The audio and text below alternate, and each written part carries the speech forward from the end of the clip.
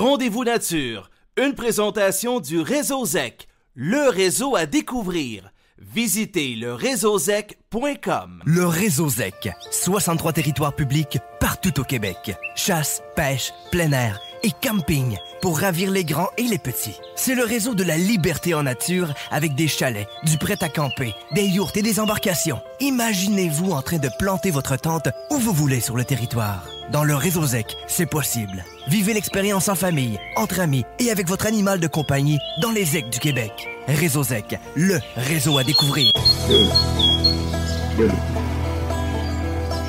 Partout au Québec, vous écoutez l'émission radio consacrée à la chasse, à la pêche et au plein air, Rendez-vous nature.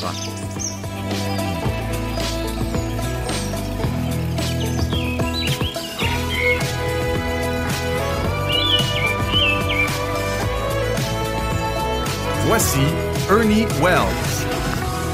Allô tout le monde et bienvenue à notre Rendez-vous nature, la première émission de ce printemps 2025, même si, semble-t-il, la neige devrait encore se manifester dans les prochains jours. Mais il y a au moins un signe qui confirme que le printemps est arrivé, c'est le début de la saison de pêche du crabe des neiges à 5 heures ce dimanche 23 mars. La pêche commence donc cette fin de semaine et dès le lundi 24 mars, les amateurs pourraient donc avoir accès à leurs crustacés préférés. Et on prévoit bien sûr une baisse des quotas de prise de 20 à 30% et conséquemment une hausse des prix, puis tout ça aussi rejoint la demande du côté américain et la surtaxe de 25% qui n'était pas encore tout à fait définie. Et cette semaine à Rendez-vous nature, en fin de semaine dernière, c'était le congrès provincial des gestionnaires de ZEC et toute l'émission va être consacrée donc à ces assises au cours desquelles il s'est brassé beaucoup de discussions, puis aussi il y a eu beaucoup de déceptions. Et ça, je reviendrai. Et pour commencer donc cette semaine à Rendez-vous nature, bien les ZEC sont de plus en plus convoités par des projets éoliens, mais aussi par l'industrie forestière qui ne cesse de gruger l'habitat faunique. Les réactions sont nombreuses et voici celle de la directrice générale de la Fédération québécoise des gestionnaires de ZEC, Myriam Bergeron. La planification stratégique de Hydro-Québec pour d'ici 2035, c'est impressionnant. Je pense qu'on veut tous de l'électricité. Tu sais, c'est bien correct comme ça, mais évidemment, ça va impacter le territoire. Les défis associés aux claims miniers, un défi de taille, puis on est souvent peut-être dans des processus de concertation qui sont moins établis. Pour la seconde année, le ministre responsable de la faune, Benoît Charette, brillait non pas par sa présence, mais par son absence. Alors, c'est très curieux. Et le président de ZEC Québec est aussi récipiendaire du prix André Magny, Guillaume Ouellette, commente cette absence très, très remarquée. Écoutez, Monsieur le ministre, vous avez un tapon de bénévoles, vous avez un tapon d'employés dans le réseau des ZEC, un territoire immense, gorgé de richesses, un mœurs, une coutume de chasse-pêche et de nature au Québec. Où vous êtes? On vous attend, on a besoin de vous. Vous n'êtes pas présent pour la faune.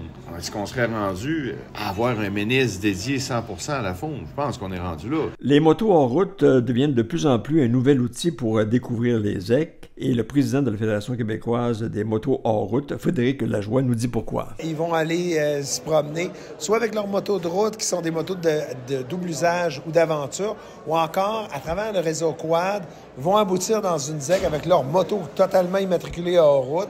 Puis là, ils vont payer leur droit de passage à la ZEC, puis ils vont pouvoir aller s'amuser à l'intérieur de la ZEC un petit peu partout. Et ça, c'est comme ça depuis des années.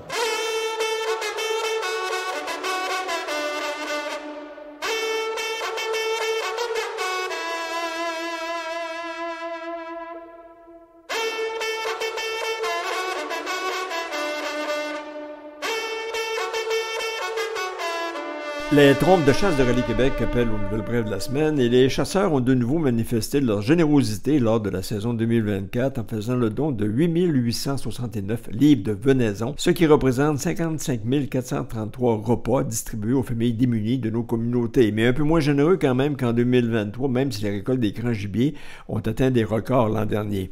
En 2023, les dons de venaison totalisaient 9 250 livres, comparativement à 8 869 en 2024. Les chasseurs du Bas-Saint-Laurent ont été les plus généreux en donnant 2042 livres de viande sauvage, suivent l'Estrie avec 1898, Chaudière-Appalaches 1331 livres, Gaspésie-les-Îles 1015 et Montréal-Laval-Montérégie 952 livres de venaison. La capitale nationale suit avec 560 livres, l'Outaouais 320, le Saguenay-Lac-Saint-Jean 205, la Naudière 275, la Côte-Nord 163 livres, les Laurentides 76 livres et le centre du Québec 40.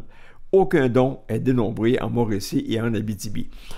La CEPAC a ajouté, bien sûr, 12 846 livres de venaison pour 80 288 portions distribuées au réseau des banques alimentaires du Québec.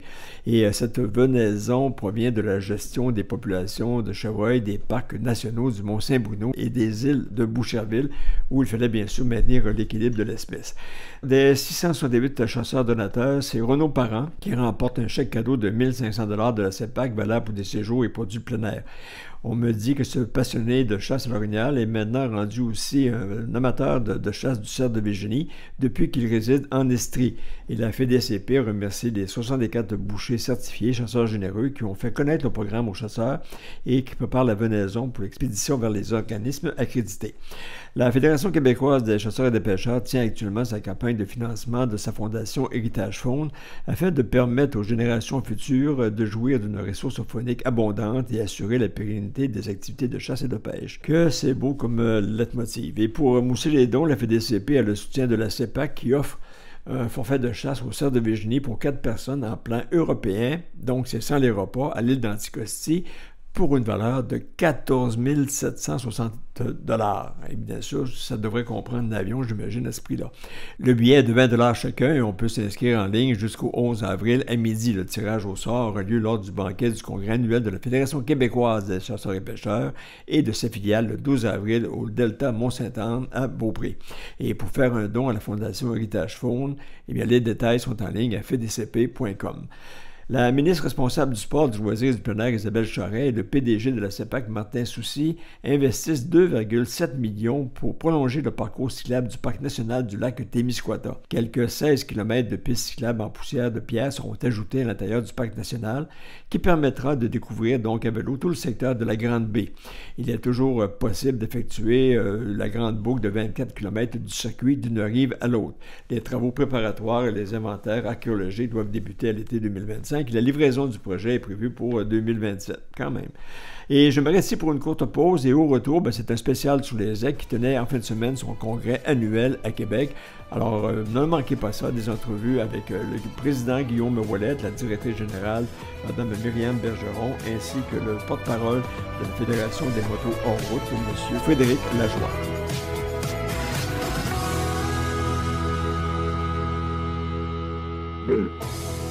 Suivez toute l'actualité dans le monde de la chasse, de la pêche et du plein air sur le web grâce à Rendez-vous Nature. Tous les jours, soyez informés des principales nouvelles au Québec au rendez-vous-nature.ca. Reportages, entrevues, conseils de professionnels, vous connaîtrez tout de la chasse, de la pêche et du plein air à la radio et sur le web. Rendez-vous Nature, la référence de l'information phonique au Québec. Suivez-nous au rendez-vous-nature.ca. Saviez-vous que les ZEC ont été créés en 1978 dans le cadre de l'opération Faune du gouvernement provincial? Oui, un grand mouvement mis en place par le gouvernement de l'époque afin de redonner accès aux Québécois à 48 000 km² de territoire forestier. C'est grand 48 000 km². En fait, c'est plus grand que la Suisse. Alors ça vous laisse beaucoup d'espace pour vivre vos prochaines aventures. Mais comment de si vastes territoires sont-ils gérés pour assurer la mission des ZEC en matière d'accessibilité, de gestion des ressources phoniques et d'autofinancement des territoires? Le gouvernement provincial délègue la gestion de ces terres publiques à 63 organismes gestionnaires de ZEC, soit des OBNL, tout en imposant un cadre légal et des objectifs de gestion durable des ressources. Pour veiller au respect de cette mission, il faut s'appuyer sur un grand nombre de personnes. Le réseau des ZEC compte sur la participation active de ses membres, la précieuse aide de ses bénévoles, la collaboration des employés et des partenaires sur le terrain, ainsi que sur le savoir-faire des gestionnaires et du conseil d'administration de chacune des 63 ZEC de la province. Comme on dit, il y a du monde à la messe. Envie de vous impliquer dans la saine gestion des territoires phoniques? Contactez votre ZEC pour connaître toutes les possibilités d'engagement dans votre région. Le réseau ZEC. 63 ZEC, 12 régions. Chasseurs, procurez-vous le BOC Thorax, l'écarteur de cage thoracique pour animaux sauvages. Ce bâton télescopique 100% en acier inoxydable alimentaire favorise le refroidissement et la préservation de la venaison en toute sécurité. Ne commettez pas l'erreur de la contaminer avec une branche d'arbre. Conçu à Rimouski, fabriqué au Québec, écologique, facile à nettoyer, résistant et compact. Disponible chez tous les bons marchands. Détails au www.boc-thorax.com. L'essayer, c'est l'adopter. Pour profiter pleinement des plaisirs de la chasse ou pour déjouer le poisson, les destinations de la CEPAC vous proposent de vastes secteurs exclusifs, des taux de succès élevés, des outils cartographiques de pointe et surtout du personnel qualifié et passionné. Aux quatre coins de la province, vous pourrez pratiquer votre activité préférée le temps d'une journée, lors d'un séjour en camping ou encore dans l'un de nos confortables chalets. Accédez au meilleur territoire de chasse et de pêche du Québec. Réservez votre séjour dès maintenant à cepac.com. Rendez-vous nature, une présentation du réseau ZEC, le réseau à découvrir. Visitez le réseauzec.com.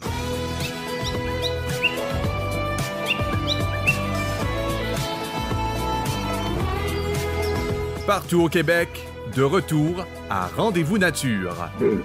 Voici Ernie Wells.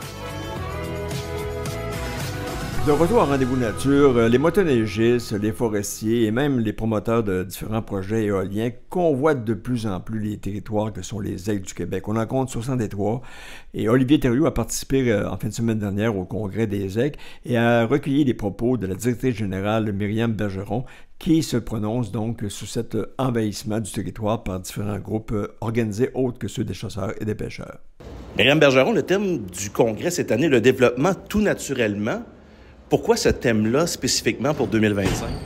On était déjà dans une perspective de se développer comme organisation, développer le territoire, oui, mais continuer de garder vraiment au cœur de nos préoccupations cette vocation-là de conservation, de mise en valeur de la faune, de la nature. Donc, on veut vraiment que ça teinte là, le futur des ZEC. Si on veut développer, il faut avoir les outils pour développer. J'imagine que c'est le combat de tous les jours. Bien, absolument, absolument. On a fait plusieurs ateliers, entre autres, là, avec nos participants qui étaient là. On avait quand même la chance d'avoir presque l'ensemble là, des organisations qui étaient présentes. Donc, on a pu parler de l'application réglementaire, entre autres pour les droits de circulation, les meilleures pratiques en termes de gestion de la chasse, en gestion de la pêche. On a également eu la chance d'avoir des intervenants pour nous parler d'air protégé. En fait, c'est un sujet, puis je pense que ça va faire partie des belles pistes de solutions, là, de travailler avec les gens du côté des aires protégées pour justement assurer la pérennité des habitats fauniques qu'on a, puis dans le fond, la santé des différents animaux, que ce soit des animaux terrestres ou aquatiques. Donc, ça, c'était vraiment, vraiment très, très intéressant. Si on parle d'aires protégées, comment on peut justement assurer des aires protégées de qualité dans nos territoires? Puis je pense autant à ceux qui veulent la développer, mais je pense également aux forestières, mais aussi le développement éolien. On va passer à travers la forêt, donc on passe à travers la faune et on passe à travers vos territoires. Absolument, tu as tout à fait raison. L'an dernier, on avait eu une présentation, entre autres, de la planification stratégique de Hydro-Québec pour d'ici 2035. C'est impressionnant. Je pense qu'on veut tous de l'électricité. Tu sais, c'est bien correct comme ça, mais évidemment, ça va impacter le territoire. On a parlé, oui, de foresterie, c'est une chose. Aujourd'hui, on a fait aussi un atelier sur les défis associés au claim minier. C'est quand même un défi de taille, puis on est souvent peut-être dans des processus de concertation qui sont moins établis. C'est pas comme avec la foresterie où il y a déjà des processus depuis au moins une 15-20 d'années au niveau local pour qu'il y ait au moins de l'harmonisation, des discussions autant avec le gouvernement qu'avec les industriels, mais du côté des claims miniers. C'est vraiment un défi. On connaît pas suffisamment bien, assurément, cette réglementation-là, puis on sait qu'il y a beaucoup de projets qui s'en viennent. Il a été aussi question, au cours de la journée du samedi au Congrès, du développement des campings, développement des ZEC au cours de la saison hivernale. Il y avait déjà eu un travail qui avait été fait au cours des dernières années dans ce sens-là, mais je pense que vous voulez accentuer ce qui a déjà été entamé. Ben oui, effectivement, là, il y avait vraiment une problématique qui a été soulevée puis qui a été constatée il y a près de 10 ans. En fait, c'est que il y a près de 5200 emplacements de camping aménagés, des gens qui peuvent profiter là, de camping aménagés de façon saisonnière à l'échelle du réseau des ZEC. Donc, on s'est rendu compte cependant qu'il y avait beaucoup d'installations qui respectaient pas, en fait, le caractère camping, c'est-à-dire qu'il faut que les équipements de camping soient immobiles, soient pas attachés au sol, puis puissent être déplacés en tout temps. Il faut que du camping reste du camping. En l'automne 2023, il y a eu une directive, une dernière directive du ministère qui exigeait des ZEC une conformité complète de leurs emplacements de camping en 2024. Donc, ça a été un travail colossal qu'on a fait en 2024. On a parlé dans les médias de certains cas là, où il y a eu des litiges, entre autres, beaucoup de résistance de la part de certains campeurs. Donc, c'est un dossier qui est complexe. On a besoin de bien collaborer là-dedans aussi parce qu'on comprend que l'objectif, c'est pas de priver cet accès-là aux Québécois et aux Québécoises, de les priver de ces privilèges-là, mais c'est d'assurer une conformité puis d'éviter qu'il y ait des gens qui puissent faire de l'appropriation du territoire ou encore d'avoir des pratiques qui ne respectent pas le cadre réglementaire, finalement, dans lequel on est assujetti. Ça a été... c'est quand même un bon dossier qui implique beaucoup de questions. Mais ça, est-ce que c'est compris par tous les gestionnaires de ZEC partout au Québec? Est-ce que véritablement c'est un enjeu que tout le monde veut travailler dans le même sens? Bien, en fait, on l'a toujours dit, tu sais, on est d'accord avec le principe de cette directive puis le principe du cadre réglementaire, mais il est difficile à appliquer parce que la directive ne comporte pas de cadre technique très précis. Fait que, considérant qu'on est dans toutes les régions du Québec méridional, on fait affaire avec les différentes directions régionales de la faune, qui peut des fois avoir des interprétations à géométrie variable de certains éléments très, très précis, très, très pointus, mais qui sont importants au final. C'est vraiment un défi de taille. Puis en plus de ça, c'est que la situation des ZEC, de chacune des ZEC est très différente l'une de l'autre. Il y en a certains qui n'avaient pas du tout de camping aménagé, donc c'est pas problématique de se mettre aux normes, mais il y en a que c'est plusieurs centaines d'emplacements où là, il faut faire des inventaires, il faut regarder aussi, il faut travailler avec les campeurs.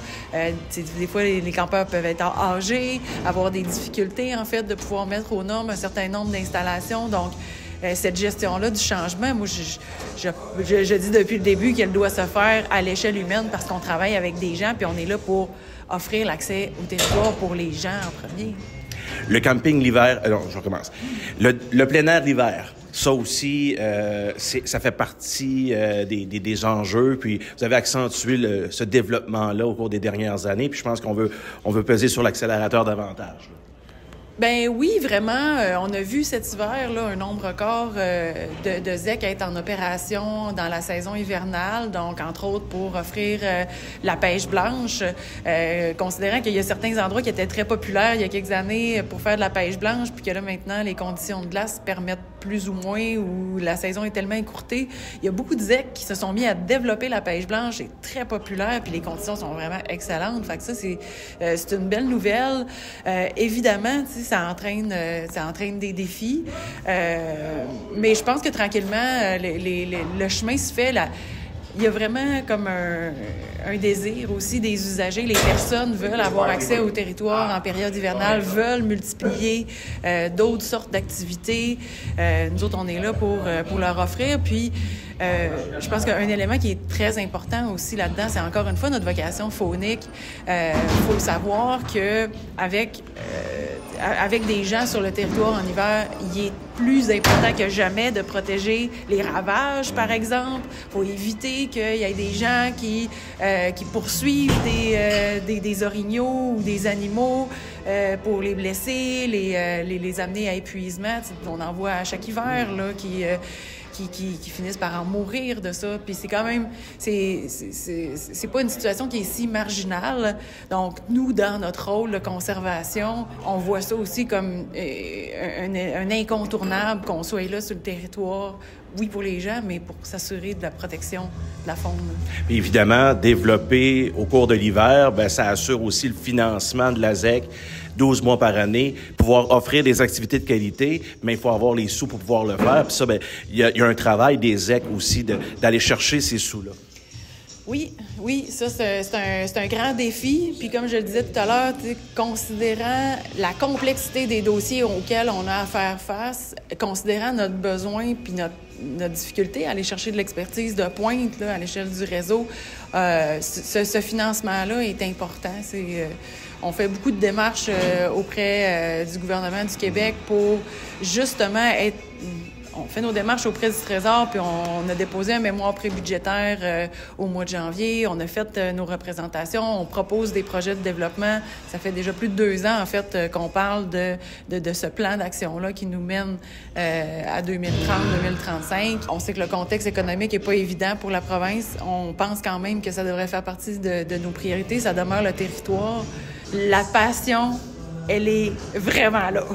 Mais je vois aussi beaucoup de jeunes visages. Je me suis promené beaucoup au cours de la journée, puis je vois beaucoup de gens dans la vingtaine, dans la trentaine, qui vont assurer une relève aux gestionnaires des différentes ZEC. Donc, je trouve intéressant de voir que peut-être pendant quelques années, puis c'est pas nécessairement seulement qu'aux ZEC, mais on a peut-être voulu, sans dire tasser, mais on n'a peut-être pas voulu intégrer cette relève-là, mais on en arrive au point où si on veut assurer la survie de certaines ZEC, il faut qu'il y ait des jeunes qui prennent la relève dans les conseils d'administration. Ben oui, absolument. Il y a une belle relève qui est tout aussi passionnée, puis qui arrive aussi avec des nouvelles visions, des nouveaux outils. On parlait des aires protégées. Tu sais, c'est une façon de voir notre rôle comme organisme gestionnaire de territoire phonique structuré qui est comme dans le renouveau, puis je pense qu'on a besoin de ça plus que jamais. Clairement que assurer une résilience de nos écosystèmes face au changement climatique, ça doit faire partie des priorités. Puis je suis d'abord convaincue que les ZEC font partie de la clé, les gens font partie de la clé. Fait que oui, c'est le fun de voir cette belle relève. Myriam Bergeron, directrice générale du réseau ZEC, merci beaucoup. Merci.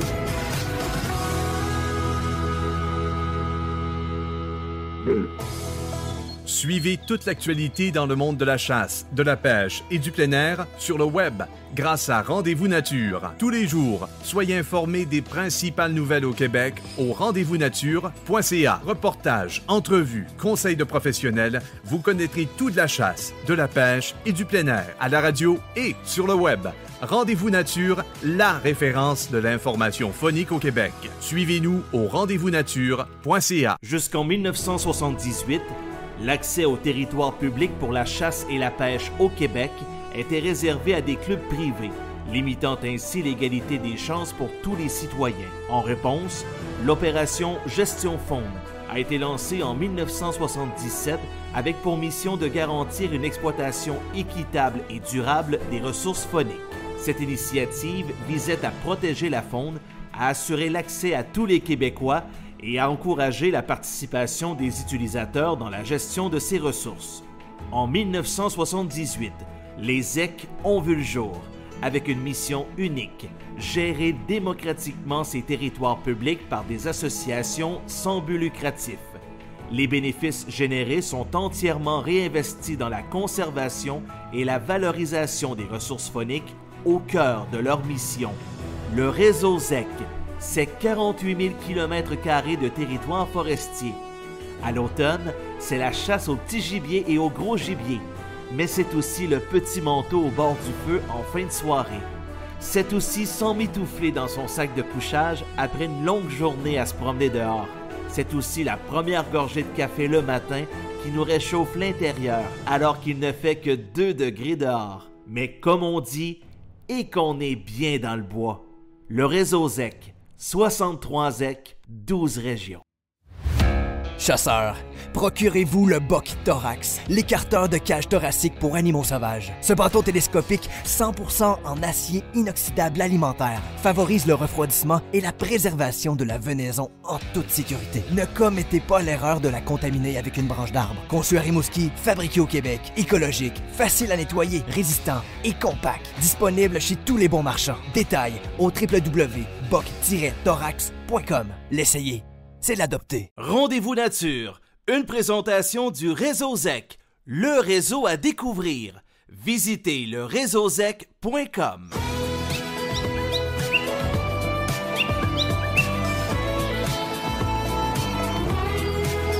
Partout au Québec, de retour à Rendez-vous Nature. Voici Ernie Wells.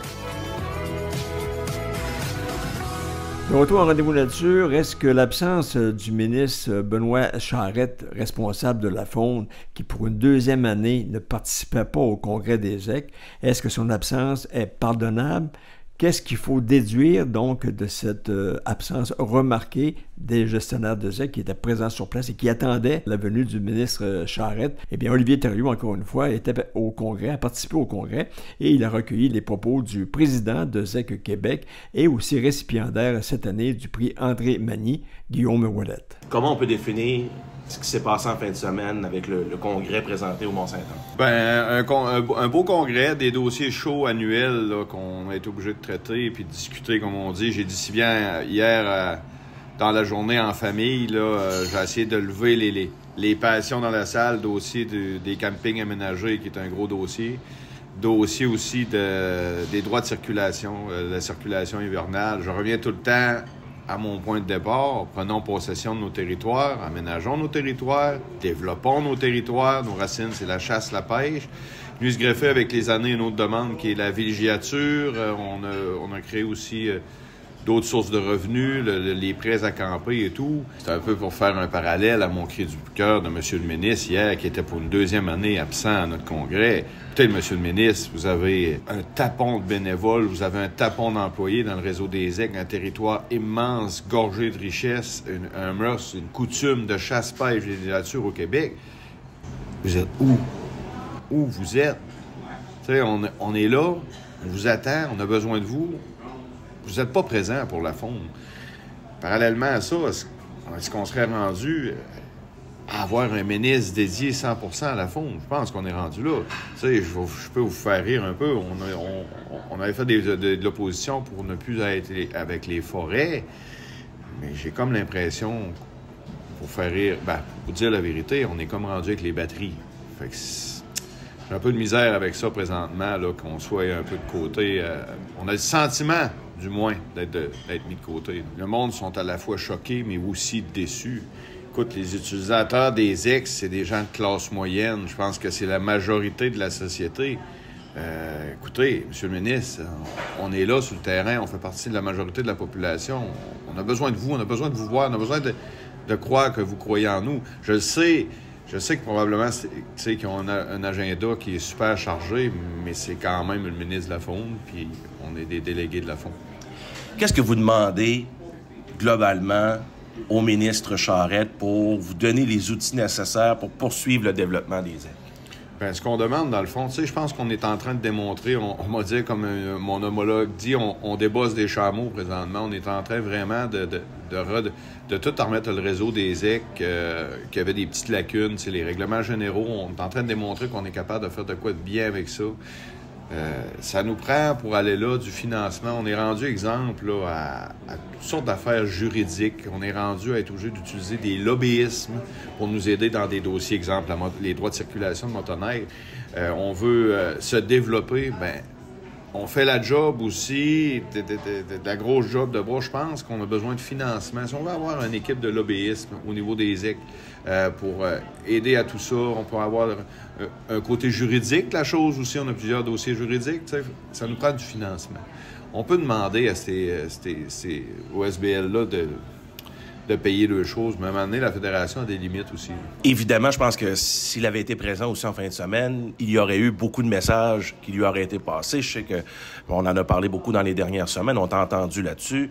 La gestion de l'Orignal dans l'Est, c'est un dossier, mais il y a une panoplie d'autres dossiers que tu tiens à bout de bras, auquel tu as besoin d'avoir de l'aide, non seulement de l'aide financière, d'avoir une aide morale, finalement, de sentir qu'il y a un appui du gouvernement du Québec dans tout ce que vous entreprenez puis dans tout ce que vous travaillez actuellement. Bien oui, on a besoin d'appui certain parce qu'on regarde tout ce qui se passe dans les forêts. Je suis pas en train de lancer la patate chaude à un puis à l'autre. Mais tu sais, on va donner un exemple au niveau de la zone 12 qu'il y a eu les grands chablis en 2022-2023. On est en train de ramasser ça. Les forêts, il y a une récolte exponentielle qui se passe. Il y a le côté économique de la chose, les éoliennes qui vont faire surface, on a les érablières. Je suis pas en train de dire que je suis tout contre ça, mais à un moment donné, la place faunique, il faut se battre puis la garder. Je veux dire, on peut pas industrialiser toutes nos forêts au Québec puis au détriment des écosystèmes, des lacs qu'on aménage. Ça n'a aucun sens. Ça n'a aucun sens, là. C'est beau dire... Oui, on peut parler d'économie, mais je pense qu'il faut parler aussi au niveau de l'écosystème sur la planète qu'on vit, on ne peut pas la faire disparaître. Parallèlement à ça, tu as la pérennité de la ressource. On veut tous ensemble pouvoir permettre, continuer de chasser. Puis si on n'a plus ça, ben Olivier, on ne serait pas ici pour en parler ce matin. Si les forestières coupent d'un côté, si on implante des éoliennes un peu partout, si les claims miniers dans certains secteurs aussi qui font craindre, il y a quelqu'un qui va être sacrifié à quelque part. Donc, c'est peut-être rendu là d'assurer votre place, au moins qu'on protège les terrains de jeu que sont les ZEC. Et ce que tu viens de dire, c'est super important. Les territoires fauniques, tout ce qui est de l'autre, c'est de l'industrie. Mais les territoires fauniques, du moment où tu les as sacrifiés, tu les as tassés, comment est-ce qu'on fait pour remettre ça à sa place? Quelqu'un qui a la recette qui me le dise, moi je le comprends pas, là. On est déjà au combat, mais comme je me reviens à ce que j'ai dit tantôt, ça nous prend quelqu'un au niveau politique qui va mettre plus de temps pour nous, là. Fait que c'est pour ça que moi, ce qu'on serait rendu, je me repose la question, je me pose une simple question d'avoir un ministre associé à la faune seulement. Je pense qu'au Québec, on pourrait se permettre ça. Comment va le réseau ZEC? Globalement, là, comment vont les ZEC au Québec? Globalement, ça va très bien. Mais par contre, on perçoit qu'on a peut-être eu un petit peu de relâchement dans les dernières, je veux dire, au moins une décennie. Fait que là, présentement, on est en train il y a plein de dossiers chauds qui font surface. Pour dire une expression, on est en plein vol, puis on est en train de changer le moteur de l'avion. Je suis persuadé qu'on va les remplacer avant l'atterrissage. Mais ça va bien. Il manque du financement bien clair. On est en train de remettre tout ce qui est la base, nos 4 grands principes, les règlements généraux. On aide nos ZEC à faire ça.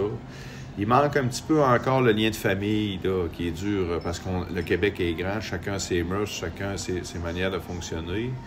Mais en réglant ça, on va être capable d'aller de l'avant. Mais pour ce qui est du réseau en tant que tel, tu sais, moi je vois qu'il y a de la relève qui est en train d'embarquer. Il y a des ZEC qui se sont développés tout en leur honneur, vraiment fait des gros pas. On peut considérer que ça va bien. Là, actuellement, croyez-vous avoir les outils pour pouvoir vous développer? Est-ce que vous avez tout en main pour dire oui, ce qu'on souhaite, ce qu'on rêve, ce qu'on prépare, ce qu'on planifie, on a actuellement tout ce qu'on a besoin pour pouvoir arriver à ces fins-là? Non. Non, on a déposé au Trésor avec une équipe de lobbyisme, là, vraiment... On a fait faire une étude sur le côté économique des ZEC. On a fait une grande demande. Cette année, espérant qu'on va avoir quelque chose, mais on continue nos représentations au niveau du gouvernement. D'après moi, l'année prochaine, ça commence par là. Mais tu sais, à quelque part, il faut tous s'aider ensemble. Tu sais, je veux dire, on doit s'autofinancer. Donc, la base, c'est ça. Des certaines ZEC qui ont un peu de misère avec ça, bien, l'autofinancement commence par le développement, puis c'est d'avoir des membres, d'encadrer nos activités tout en gardant la pérennité de la ressource. Et après ça, bien, ça va prendre de l'aide de notre gouvernement, bien entendu. Plus qu'on se développe, plus qu'on a des sources de revenus. On a eu une vague de 24,5 millions qui a permis à des ZEC d'offrir d'autres services, les prêts à camper, du kayak, il y en a qui ont permis la pêche blanche. Fait que, il y a eu bien de projets d'entretien des chemins, qui a permis l'accessibilité meilleure au territoire. Fait que, tu sais, ça commence par là. Parce que vos demandes, vous les chiffrez à combien? Et l'argent va servir à quoi? Hey, c'est tellement large de dire on les chiffre à combien. Mais tu sais, je peux donner un exemple. On a eu 24,5 millions sur 5 ans. Depuis ce temps-là, ben, je pense que j'apprends rien qu'au niveau économique, tout coûte plus cher. Il y a eu de l'inflation, il y a tout. Mais tu sais, on peut-tu parler d'un projet de 40, 50 millions sur 5 ans? Je pense que il y a d'autres fédérations, là, sans nommer, qui qui ont de l'argent comme ça, je pense qu'on doit le mériter pour un très grand territoire là, de 44 000 km² de mémoire. C'est énorme, là. Fait que je pense qu'on devrait avoir notre part du gâteau au niveau du trésor, là, je pense, au Québec. Là. Parce que la bataille est peut-être là aussi, c'est d'avoir ce que vous méritez, mais il y a d'autres joueurs également dans l'industrie qui ont aussi leurs demandes. Il y a une tarte, chacun a ses pointes, mais c'est de réussir à avoir au moins une pointe qui peut satisfaire l'appétit d'une bonne partie du réseau. Là. Effectivement. Il faut que les conseils d'administration soient innovateurs. C'est beau dire on veut de l'argent, mais démontrons qu'on est un réseau fort, démontrons qu'on veut développer, démontrons qu'on est sérieux. Tu sais, tu peux pas demander d'un bord puis être inactif de l'autre. Je dis pas que le réseau est inactif.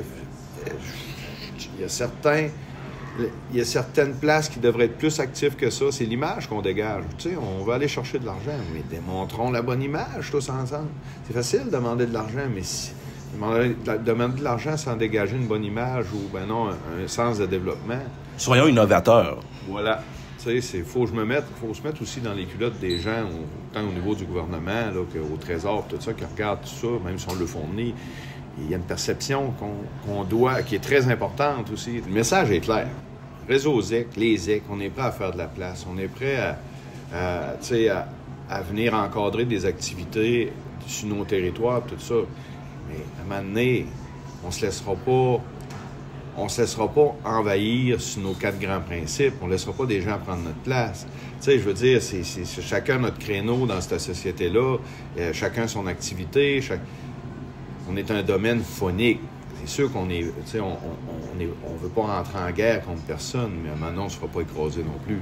Guillaume, tu as reçu le prix André Magny, remis à une personne volontaire, bénévole, impliquée depuis de nombreuses années au sein du réseau ZEC. Tu as été très ému. On te l'a annoncé en plein banquet samedi soir. Ça t'a touché beaucoup, tous les efforts que tu as mis à être récompensé, mais je dirais peut-être souligné par tes pairs.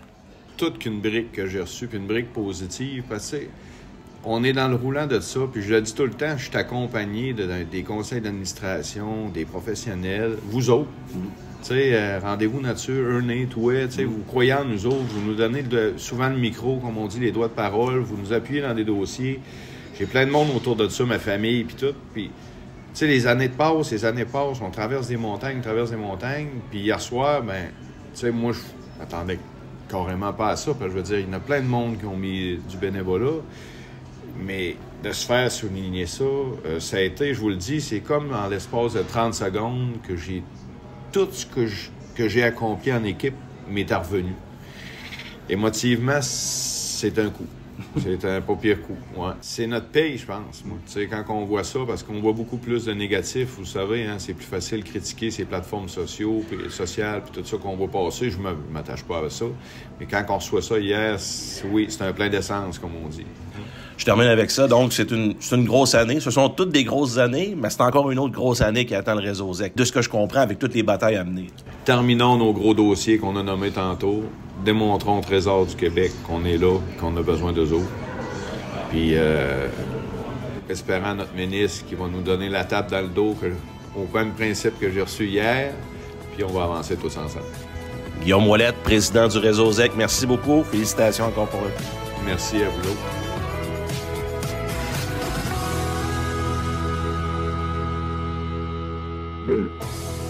Suivez toute l'actualité dans le monde de la chasse, de la pêche et du plein air sur le web grâce à Rendez-vous Nature. Tous les jours, soyez informés des principales nouvelles au Québec au rendez-vous-nature.ca. Reportages, entrevues, conseils de professionnels, vous connaîtrez tout de la chasse, de la pêche et du plein air à la radio et sur le web. Rendez-vous Nature, la référence de l'information phonique au Québec. Suivez-nous au rendez-vous-nature.ca. Pour profiter pleinement des plaisirs de la chasse ou pour déjouer le poisson, les destinations de la CEPAC vous proposent de vastes secteurs exclusifs, des taux de succès élevés, des outils cartographiques de pointe et surtout du personnel qualifié et passionné. Aux 4 coins de la province, vous pourrez pratiquer votre activité préférée le temps d'une journée, lors d'un séjour en camping ou encore dans l'un de nos confortables chalets. Accédez au meilleur territoire de chasse et de pêche du Québec. Réservez votre séjour dès maintenant à cepac.com. Rendez-vous Nature, une présentation du réseau ZEC, le réseau à découvrir. visitez le réseauzec.com.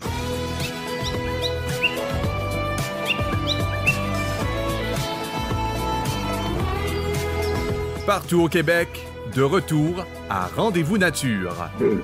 Voici Ernie Wells. Et de retour à Rendez-vous Nature, bien, une nouvelle façon maintenant est à la portée des usagers des aigles pour découvrir les territoires, mais avec une moto hors route. Olivier Thériault a rencontré le directeur général de la Fédération québécoise des motos hors route, Frédéric Lajoie, qui nous parle de cette nouvelle façon de découvrir les aigles, mais d'une façon différente. En fait, M. Lajoie, parlez-moi de la Fédération. En quoi elle consiste et quelle est sa mission? En fait, la Fédération se trouve à chapeauter toute la pratique de la moto hors route au Québec. Alors que ce soit en parc MX, que ce soit les fédérations de compétition ou encore la pratique en sentier quad, la Fédération va chapeauter. Aussitôt qu'on met 2 roues à l'extérieur de la voie publique, on tombe sous le chapeau de la Fédération. Que ce soit les motos qui soient complètement immatriculées hors route ou même les motos routières. Il faut comprendre qu'aujourd'hui, dans le marché, grosso modo, 50% des motos qui sont vendues sont à capacité hors route. Alors, nécessairement, les gens cherchent des terrains pour aller s'amuser avec leurs machines. Nos membres adorent les EC. Évidemment, ils vont aller se promener, soit avec leurs motos de route, qui sont des motos de double usage ou d'aventure, ou encore, à travers le réseau quad, vont aboutir dans une ZEC avec leur moto totalement immatriculée hors route. Puis là, ils vont payer leur droit de passage à la ZEC, puis ils vont pouvoir aller s'amuser à l'intérieur de la ZEC, un petit peu partout. Et ça, c'est comme ça depuis des années. Là, on parle de quel modèle de moto, là? Quelles sont les motos qu'on retrouve dans les sentiers forestiers? Alors, dans les sentiers forestiers, d'abord, si on parle du côté des motos qui sont immatriculées route, alors là, on va parler de la grosse moto d'aventure en premier. Donc là, on parle, entre autres, des BMW, ça peut être les Yamaha, la gamme Ténéré, qu'on voit énormément, alors pour nommer que ceux-là. Ensuite de ça, on a les motos double usage. Alors, on peut s'imaginer un petit peu un motocross avec des clignotants, si on veut. Alors ça, c'est les motos double usage. Ensuite, on a, si on tombe dans la moto immatriculée hors route, les motos enduro. Mais là, il faut comprendre que lorsqu'on rentre dans les sentiers, on tombe, si qu'on soit immatriculé route, qu'on soit immatriculé hors route, sous la même législation que les quads, c'est-à-dire qu'en sentier, ça prend minimalement la lumière à l'avant, lumière à l'arrière avec le frein, un miroir à gauche, un speedo, et là, on est capable de s'en aller en sentier avec sa moto. Donc, la motocross, full cross, on peut se l'imaginer, ben, s'il n'a pas été modifié, malheureusement, il ne peut pas aller dans les sentiers. Parce que la moto hors route est le seul véhicule avec lequel on peut rouler sur les routes du Québec et qu'on peut rouler en forêt. Si on prend, par exemple, la Fédération des quads, la Fédération des motoneiges, tous leurs véhicules, tous leurs membres sont immatriculés hors route. On est l'exception. Donc, la Fédération québécoise de moto hors route, on a les deux. On a des usagers, des membres chez nous, en sentier, qui sont immatriculés route. Donc, ils peuvent partir directement de chez eux. Par exemple, les gens de Montréal, qui sont membres chez nous, vont partir avec leur moto directement de chez eux et vont aller s'amuser dans les chic-chocs en Gaspésie à travers les sentiers avec leur moto double usage, leur moto d'aventure. Alors ça se voit beaucoup. Puis évidemment, on a l'autre groupe qui est environ, ça se divise 50-50 chez nous. 50% sont immatriculés route, 50% sont immatriculés hors route. Alors dans ce cas-là, on peut s'imaginer un quadis sur 2 roues. Donc, c'est la même chose. Les gens vont mettre leur véhicule soit dans la remorque, soit dans la boîte de pick-up, vont débarquer ça au stationnement incitatif, puis vont s'aventurer dans les sentiers à partir de là. Parce que on va vous retrouver dans les sentiers de quad, notamment, oui, mais vous pouvez aller partout en forêt. Par rapport à un quad, vous avez peut-être un peu plus de mobilité, finalement. En fait, ça dépend. Si la moto est immatriculée hors route, alors il faut s'imaginer exactement la même réglementation que pour un quad. Cependant, si elle est immatriculée route, alors là, évidemment, le terrain de jeu est beaucoup plus vaste. Alors là, elle peut se promener à la fois dans les sentiers quad qui autorisent les motos, mais également, évidemment, sur les chemins forestiers qui ne sont pas nécessairement accessibles aux quads ou aux autoquads. Parce que j'en parlais en début de conversation, il y a véritablement une popularité de la moto hors route. Vous le sentez, que ce soit dans les salons de moto, que ce soit dans les manufacturiers, il y a véritablement un engouement pour la moto hors route depuis plusieurs années. Absolument. Si on prend juste depuis les 10 dernières années, en comparaison, là, l'augmentation des immatriculations seulement en hors route, on parle en 10 ans de 75% d'augmentation des immatriculations. En comparaison, quad, autoquad, on parle d'environ 5% d'augmentation. Alors, c'est majeur. Si on parle ensuite de ça au niveau routière en tant que tel, bien là, évidemment, on a vu un boom incroyable des motos d'aventure arriver. Quand Harley-Davidson, qu'on connaît pour leur gros custom, arrive avec une moto d'aventure, on a aussi, que ce soit Bugatti aussi qui arrive avec sa moto d'aventure. Là, on comprend qu'on est dans un autre ballgame. Et les gens qui achètent ça, on peut s'imaginer un petit peu la même tendance qu'avec les SUV dans le cas de l'automobile. Sauf que la différence avec les acheteurs de SUV, c'est que les acheteurs de motos à double usage ou d'aventure vont vouloir s'aventurer véritablement hors des sentiers battus. Et c'est là que les ZEC deviennent un terrain de jeu exceptionnel pour nos membres. Parce que ce que je comprends, c'est ce qui fait la popularité, c'est que véritablement l'acheteur de moto en route, lui, quand il quitte la ville, il se prépare une aventure. C'est pas nécessairement seulement qu'un voyage, c'est une aventure qu'il veut vivre. Puis là, c'est à ce moment-là, c'est le terrain de jeu qu'il va choisir pour vivre son aventure. Exactement. Et là, dépendamment des régions qui vont plus ou moins accepter les motos, par exemple dans les sentiers quad, c'est là qu'on voit vraiment des différences de choix de destination. Par exemple, la Gaspésie ont investi très tôt dans la moto hors route, dans l'accessibilité à la moto hors route. 100% des sentiers quad en Gaspésie sont accessibles aux motos. Alors, on va aller visiter les chic-chocs à travers l'arrière-pays avec sa moto d'aventure, avec sa moto au double usage. Alors, c'est évident que les gens, quand ils font leur planification de voyage, ils vont le faire souvent pour ces gens-là en fonction des terrains disponibles d'une région à l'autre. Malheureusement, au Québec, il y a des régions qui sont un petit peu plus pauvres dans l'acceptabilité des motos en sentier. On peut penser à l'Estrie, par exemple, ou encore les Bois-Francs. On n'a à peu près pas de sentiers ou très peu de sentiers dans ces régions-là. En revanche, les Laurentides, la Naudière, Saguenay-Lac-Saint-Jean, 100% des sentiers quads sont accessibles. Et évidemment, l'ensemble des réseaux ZEC accueillent avec joie les motocyclistes, qu'ils soient hors route ou routières. Parce que ces régions-là ont été visionnaires. Ces régions-là ont investi pour accueillir cette clientèle-là. Si elle est de plus en plus populaire, il y a un enjeu financier d'investir pour les accueillir. Absolument. Au dernier Salon de la moto de Montréal, où l'ensemble de l'industrie est là, depuis quelques années, on voit arriver en exposant les ATR, par exemple, de la Côte-Nord, de la Gaspésie, peu importe, qui vont là, qui vont au salon pour aller parler à ces usagers-là, parce qu'eux autres aussi, ils voient et ils ont une offre extraordinaire d'arrière-pays à faire découvrir à des gens qui ne cherchent que ça, se trouver des terrains de jeu. Mais on roule avec quoi en forêt? Pour les gens qui connaissent bien la moto, j'imagine qu'un 1200 cc, c'est pas le premier véhicule pour un sentier forestier. Là. Un sentier forestier, c'est tel que tel. Un sentier quad, là, ça commence à être sportif en tabarouette. Là, on est mieux d'y aller. Il faut toujours... La différence avec le quad, évidemment, on est sur 4 roues, c'est beaucoup plus stable. Quand on tombe en moto, là, il faut vraiment connaître ses capacités en tant que motocycliste. Et c'est pas gênant de se promener avec un 150 cc dans les sentiers quad si son niveau de motocycliste est à un niveau de 150 cc. De toute façon, dans les sentiers quad, on roule jamais très vite. Donc, c'est pas un enjeu de puissance. Ce qu'il faut, c'est avoir une moto qui soit très agile pour pouvoir se promener dans n'importe quelle condition, pouvoir traverser à peu près n'importe quel type de terrain. Alors, à ce moment-là, c'est vraiment de connaître son niveau de motocycliste. Un débutant peut aller à peu près n'importe où dans les sentiers quad s'il a la bonne moto. Mais un débutant avec une Ténéré 1200, sincèrement, non, là, ça ne le fera pas. Là. Pour la Fédération, quel est le principal enjeu actuellement pour accentuer cette popularité-là? Bien, c'est sûr que là, comme on chapeaute l'ensemble de la pratique hors route, il y a énormément d'enjeux. Mais si on se concentre spécifiquement sur la portion sentier, bien, au Québec, à peu près personne ne sait qu'on peut aller en sentier quad en moto. Puis ceux qui le savent se disent « Oui, on peut aller dans n'importe quel sentier quad ». Alors, les deux sont faux. Alors, oui, on peut aller dans les sentiers quad, mais non, on ne peut pas encore aller partout.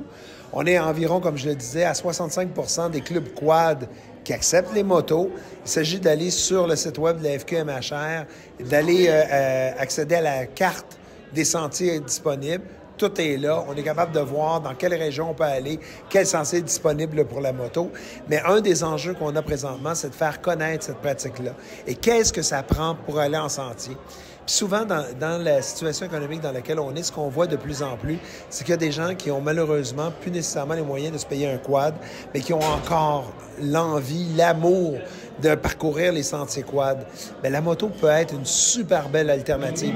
On peut avoir une moto très agréable pour aller dans les sentiers à peu près autour de 5 000 $, flambant neuve. Et là, on est vraiment bien équipé, là. Il n'y a aucun souci. Fait qu'on est capable d'aborder les sentiers d'une manière beaucoup plus abordable. Et ça, il faut que ça se sache. Il faut que les gens au Québec soient au courant de ça. Et l'autre enjeu, c'est que les gens, ce qu'ils ne savent pas, c'est qu'à partir du moment où la moto est plaquée hors route, donc immatriculée complètement hors route, on n'a pas nécessairement besoin d'un permis de moto. Donc, un permis de classe 5, le permis de voiture standard, permet de s'aventurer dans un sentier parce qu'on devient véritablement, comme je le disais tout à l'heure, un quadiste sur 2 roues. Bien, c'était ma prochaine question, en fait. Et ça, je pense que c'est un élément important qui est peut-être méconnu. C'est que le permis de moto, en sentier, n'est pas obligatoire. Donc là, vous ouvrez, évidemment, beaucoup plus de clientèle que le cours de moto standard où il faut avoir tous les cours pratiques, théoriques qui accompagnent le permis. Bien, c'est exactement ça. Ça rend la pratique de la moto beaucoup plus accessible, beaucoup plus agréable que de faire tout. Puis souvent, il y a des gens qui veulent aborder la moto, mais sont souvent craintifs aussi sur la route. Donc, en sentier, bien là, on est plus tout seul, on est en guerre. Il n'y a pas le trafic partout. C'est quand même une pratique qui est plus relaxe de ce côté-là. C'est moins rapide, on ne fait pas nécessairement de vitesse. Je dis souvent, oui, ça arrive qu'on tombe en moto hors route. Mais quand on tombe, on n'est pas éjecté de la moto. On tombe avec la moto parce qu'on tombe très, très lentement. Donc, c'est une autre pratique, mais oui, on peut y accéder très facilement sans avoir de permis. Il faut juste vraiment comprendre. Il y a une petite coquetterie dans la loi. Si on est 2 motocyclistes, alors, par exemple, vous venez avec moi, vous avez votre permis de moto, vous avez votre moto plaquée route. Moi, j'arrive, je n'ai pas de permis de moto, j'ai ma moto hors route, on se promène en sentier. Puis là, vous me dites, Frédéric, je vais te prêter ma moto, essaye ça. Eh bien, je n'ai pas le droit. Même si on est en sentier, si la moto est immatriculée route et qu'on n'a pas le permis de moto, on ne peut pas la conduire. Si la moto est immatriculée route, elle tombe sous le chapeau de la loi sur la sécurité routière. Donc, elle prend le permis de moto. Si elle est immatriculée hors route, là, on tombe sous le chapeau la loi sur les VHR, la conduite de quad ou la conduite de motoneige. C'est exactement les mêmes articles qui s'appliquent. Donc, évidemment, pas nécessairement besoin d'avoir un permis de moto pour pouvoir conduire. Dans le cas, exemple, de la motocross, vous disiez que la motocross électrique est tellement populaire, même elle est encore plus performante actuellement. Racontez-moi cet aspect-là, parce que je trouve ça très intéressant. C'est sûr que dans le monde du VHR, on fait un peu bande à part, encore une fois, à cause du phénomène électrique. Il faut comprendre qu'une course, ce qu'on appelle le motocross, en fait, c'est le basic en tant que tel. Il y a plusieurs disciplines. Alors, ce qu'on s'imagine en parc avec les sauts, ça c'est la discipline MX. En MX, une course de MX, c'est environ 20 minutes. Tous les basics, ou à peu près, ont une autonomie de plus de 20 minutes. Donc, c'est vraiment pas un enjeu déjà au niveau de l'autonomie. Ensuite de ça, bien, l'électrique a un avantage assez conséquent sur le thermique au niveau de la puissance directe. Ça a plus de torque, comme on dit en bon français, quand tu tournes la poignée. Ce qui fait que les motocyclistes en électrique, évidemment, que la puissance de l'électrique mange complètement le thermique. Il y a aussi d'autres principes physiques, comme juste au niveau de l'inertie du moteur qui bouge. Là, en électrique, on l'a pas, ça. Alors, on a quelque chose de hyper stable. Donc, c'est encore plus facile à manœuvrer. Bien, c'est très intéressant. Donc, Frédéric Lajoie, directeur général de la Fédération québécoise des motos hors route. Bien, bonne chance, parce qu'il semble avoir beaucoup d'avenir, puis un avenir glorieux dans la moto hors route au Québec. Bien, merci beaucoup et à très bientôt.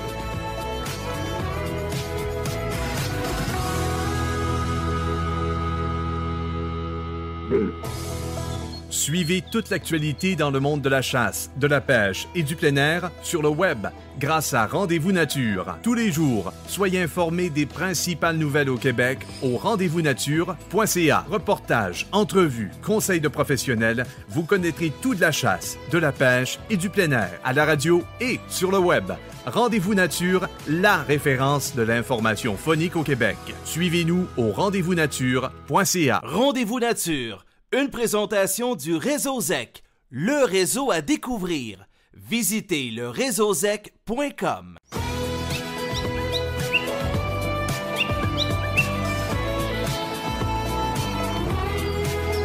Partout au Québec, de retour à Rendez-vous Nature. Voici Ernie Wells.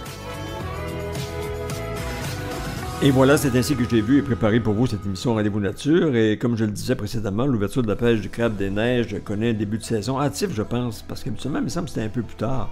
Puis je me souviens quand même que la saison de pêche avait toujours été devancée depuis quelques années en prévision de Pâques. Mais Pâques est le 20 avril. En tout cas, peu importe, la pêche commence donc cette fin de semaine et dès le lundi 24 mars, les amateurs pourraient donc avoir accès à leurs crustacés préférés. Mine de rien, la chasse du dindon sauvage s'en vient. L'ouverture a lieu le 25 avril prochain. C'est encore le temps de suivre le cours pour l'obtention de l'attestation de formation pour la chasse du dindon sauvage. Cette attestation est obligatoire et ça prend bien sûr le certificat pour suivre le cours qui comprend bien sûr le certificat du chasseur. Donc, ça prend votre certificat pour suivre la formation. Pour suivre le cours, mais c'est en ligne et ça dure environ de 5 à 6 heures. Le coût est de 88 $, taxes incluses. Le cours s'appelle Biologie et chasse du dindon sauvage. Et pour tous les détails, bien, allez sur le site de la fdcp.com à la rubrique « Trouver une formation ». On peut entendre et réentendre cette émission sur rendez-vous-nature.ca, le journal lesoir.ca, sur Balado Québec et YouTube. Ici Ernie Wells, je vous souhaite de bonnes dégustations de crabes. Allez aussi à la cabane à sucre parce qu'il y en a quelques-unes qui doivent ouvrir bientôt si ce n'est pas déjà fait. Et dans les deux cas, crabes et sirop et tir d'érable, on est rendu là puis il faut en profiter. Faites attention à vous et à vos proches et la semaine prochaine pour un autre Rendez-vous Nature. Rendez-vous Nature, une présentation du Réseau ZEC, le réseau à découvrir. Visitez le réseauzec.com. Poursuivez l'aventure Rendez-vous sur le web en consultant nos nouvelles au rendez-vous-nature.ca, à la radio et sur le web. Rendez-vous Nature, la référence de l'information phonique au Québec.